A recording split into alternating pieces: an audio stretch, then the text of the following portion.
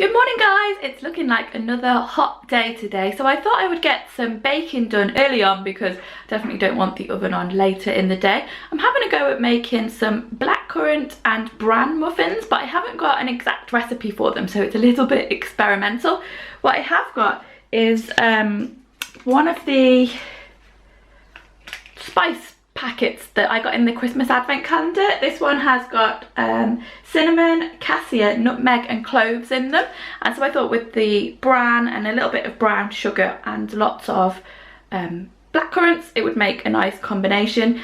I kind of like to do breakfast muffins usually without any sugar in them. I often use sweet potatoes, but the blackcurrants are really sour and I just don't think it would be nice without a little bit of sugar in, so I'm giving that a go right now. And I've also done my miracle morning already, so I'm having a good start to today. So this is where I'm at so far. I've got the flour, the sugar, the oat bran, I think it's oat bran, yeah, oat bran in there, a little bit of salt too, and the spices, and then you just have to put in the wet ingredients, which is eggs, milk and a little bit of oil, and then of course the blackcurrants. I'm not going to share the recipe for this one like gram for gram just yet because I'm still kind of perfecting it. But those muffins turned out nicely. I actually only made 7, which isn't very many, and we've already eaten 1, but it's a nice way to use up a few of the blackcurrants, although we have got loads and loads. I have harvested a couple of the potatoes outside, so I'm just sieving through the soil now in this big pot. You can see it's very sunny, I'm kind of in the shade here, and I'm gonna put in 2 types of beetroot, mainly for the leaves with the beetroot for salad leaves, and these black turnips which I grew last year and they were quite nice as well. Not turnips, radishes. I have got turnips to go out, but they're going to go in the ground.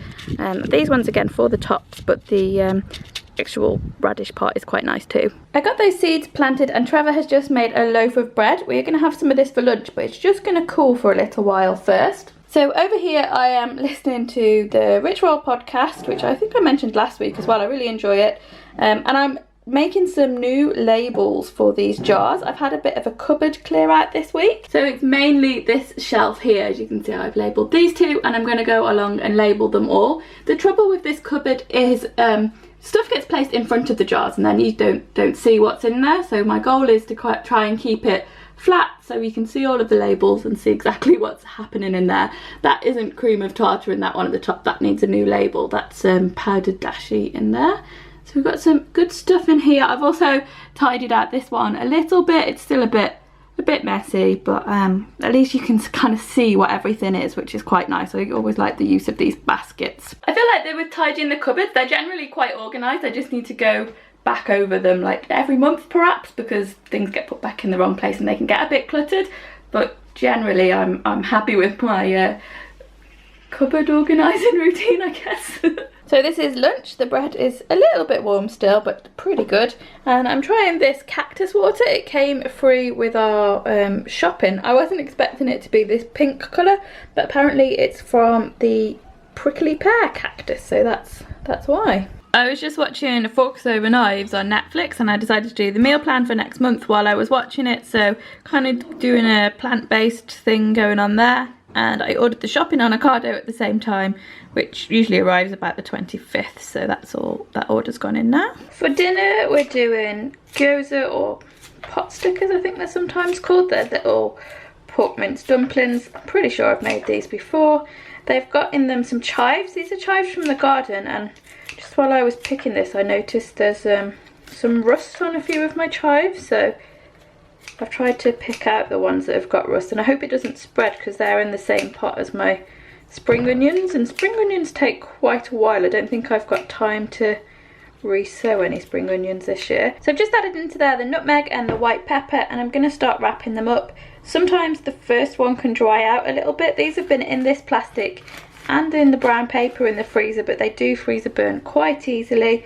And I think you've seen it before. The only difference today perhaps is I've got this wet paper towel here that I'm going to cover them with because it's quite a hot day, and I'll pull that over it to stop them from drying out.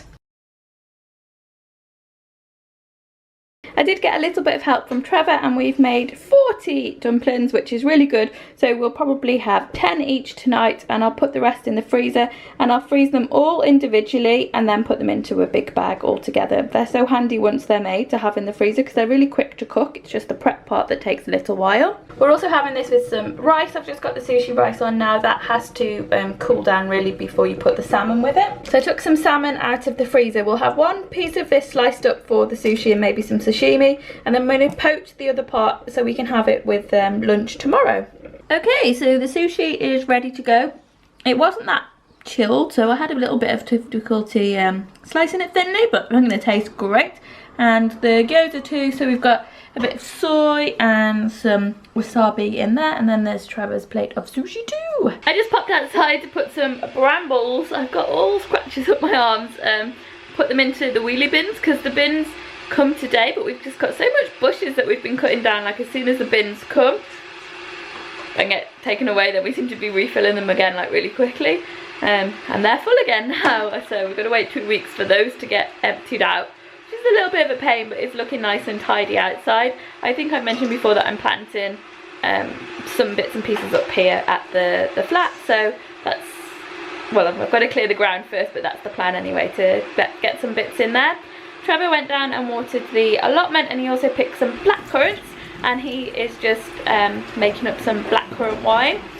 We also picked, well, Trevor picked as well a few raspberries and a few loganberries, but I think they're both coming to the end now. Although the loganberries, we have got autumn, not loganberries, the raspberries, we've got autumn raspberries, so we're not like the end, it's not the end of the year for raspberries yet, it's going to be more, and we've got lots of those in the freezer as well. So I think I'm going to say good night here, guys. I'm not sure about a secret word. It's a tough one. Let's say chocolate cake. I've got no idea why I'm thinking of that today. Thanks for watching, guys. Bye bye. Just gorgeous illustrated stories of these little mice that live on the riverbank.